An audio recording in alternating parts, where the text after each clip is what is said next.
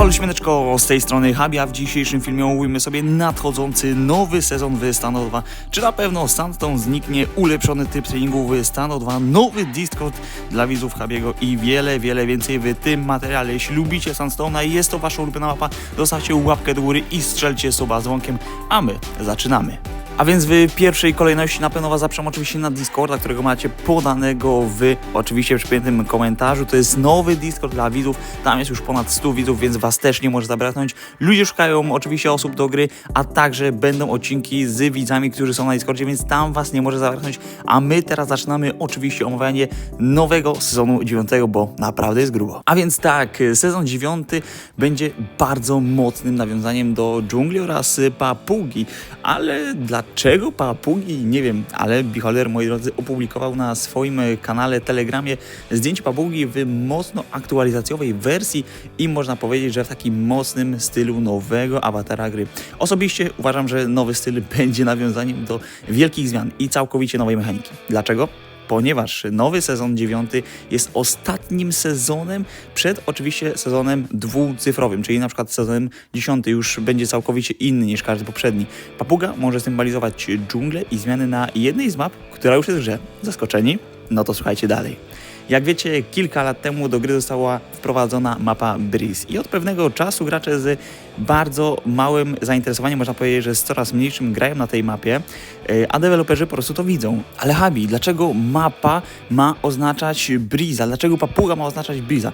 Już wam tłumaczę, moi kochani.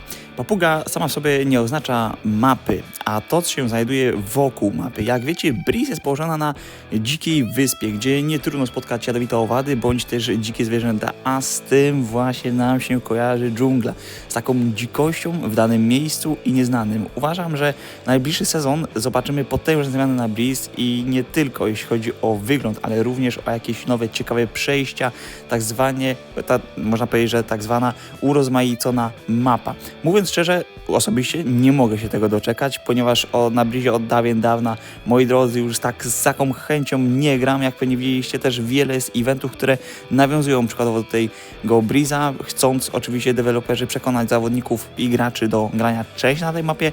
Trochę im to nie wychodzi, ale osobiście uważam i wierzę bardzo mocno, że za niedługo będziemy grać na Breezie naprawdę jak na dobrym Sandstone'ie. Tylko że w innych kolorach oczywiście, rzecz jasna, a wy co o tym sądzicie? Napiszcie w komentarzu i podzielcie się swoją opinią. W sezonie, na który czekamy, na pewno nie zobaczymy powrotu jednej z map. Jakiej? Strefa 9. Czy w sezonie 9 będzie wracać? Można powiedzieć, że tutaj mamy 9 i tutaj mamy 9. Ale czy to ma w ogóle jakiś przekaz? Bardzo możliwe, lecz na pewno. Jak wiecie, wiele się mówi o tym, że Sandstone gdzieś tam odejdzie w kuluarach do remake'u, ale zatem czy wróci strefa 9? Usunięta z puli map około 2 lata temu, nadal pozostaje w remake'u i nie ukazała się jeszcze światłu dziennemu. W zamian dostaliśmy, bądź dostaliśmy strefę 7, która, jak wiecie, jest dosyć słabym, można powiedzieć, że wyborem. Bądźmy sobie szczerzy, nie wygląda dobrze, a gra się na niej jakoś tak nijako. Osobiście wolałem starą, dobrą oczywiście strefę 9, a deweloperzy Standoff 2 zapewniali nas w 2023 roku, że mapa, którą usunęli, wróci w 2025. Choć iż rok ma aż 12 miesięcy, to sezonów mamy, można powiedzieć, że zaledwie tylko i wyłącznie 2. I szczerze uważam, że twórcy na pewno nie dodadzą nam strefy 9 w najbliższym sezonie. A dlaczego? Ponieważ strefa 9 była pierwszą kultową, wyprzedzającą nawet Sandstone'a o lata świetlne mapą i to była pierwsza mapa pierwszego sezonu w grze, więc uważam, że strefa 9 wróci do łask w historycznym sezonie 10 w naprawdę bardzo mocnej, odjechanej wersji. A dlaczego w 10 sezonie? Musicie zrozumieć to, że 10 sezon jest nawiązaniem do pierwszego sezonu i tutaj może być naprawdę bardzo duży przeskok, jeśli chodzi nie tylko o mechanikę, która została wprowadzona i która będzie wprowadzona przez oczywiście deweloperów, ale także w 10 sezonie będą przeogromne zmiany, a sezon 9 będzie nas do tego przygotowywał. Dzisiaj Polacy o godzinie 20:30 zmierzą się na drużynę AD w turnieju o 10 000 goldisza. Tanio skóry nie sprzedam. Będzie drogo. O 20:30 będzie ten mecz transmitowany oczywiście u nas na kanale, więc Was, kochani, nie może zabraknąć. Ostatnio bardzo mocno dopingowaliśmy naszych Polaków, więc dzisiaj w kolejnym turnieju mam nadzieję, że Was nie zabraknie i wszyscy razem oczywiście stawimy czoła naszym rywalom i doprowadzimy do tego, że Polacy dzięki naszym tutaj oczywiście uniesieniom i także wielkim Polska górą awansują oczywiście do kolejnego etapu tego turnieju, więc Was serdecznie zapraszam, a my lecimy z kolejnym newsem. Czy w sezonie 9 zobaczymy nowy poligon? Jest to bardzo możliwe. Dlaczego? Już Wam tłumaczę. Dlatego, że obecnie znajdujący się trening opiera się tylko do botów, które chodzą i stoją w miejscu. Jest to bardzo mocno ograniczające i nie jest to bardzo rozwinięte. Przykładowo w Critical Opsie mamy taką możliwość, że uczymy się rzucać granatami i tak dalej. Eureka. W nowym treningu też to będziemy mieć. Deweloperzy dokładnie widzą ten problem i z wielkim prawdopodobieństwem zobaczymy w sezonie 9 całkowicie odmieniony system nauki graczy. Będziemy mieć do dyspozycji boty, które atakują, a także możliwości nauki rzucania granatów. Jest to o tyle dobre, że większość oczywiście graczy będzie mogła na spokojnie sobie to potrenować, nawet możliwe, że na mapach. Ale czy tak będzie, to zobaczymy. Będziemy mieć do dyspozycji boty, które atakują, a także możliwość nauki rzucania granatów. Pomimo tego, że opcje są dostępne w poczekalni niestandardowej, to niestety wielu graczy, jak i Wy, moi drodzy widzowie, nie potrafią tego włączyć i to jest bardzo mocno ograniczające. Dlatego Stan 2 wychodzi z pomocą dłonią do takich osób i chcą sprawić, aby gra była jeszcze bardziej przyjemna dla słabszych, bądź też początkujących graczy.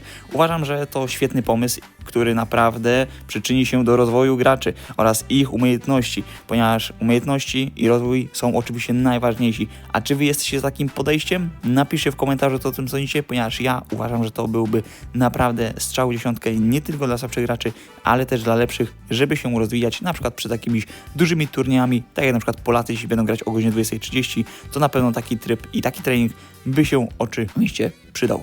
W najbliższym sezonie jest bardzo możliwa zmiana wizualna ilości graczy na mapie. O co chodzi? Już Wam, moi drodzy, tłumaczę. Oglądajcie do końca i słuchajcie. Chodzi dokładnie o to, że zamiast na przykład jak teraz widzicie 5 różnych zdjęć awatarów, oczywiście graczy, którzy są w przeciwnej drużynie, będzie to zamienione oczywiście na liczby, tak jak przykładowo jest w Counter-Strike'u 2, gdzie jest opcja ustawienia ilu stało na ilu, bez konieczności liczenia, ile jest awatarów żywych osób.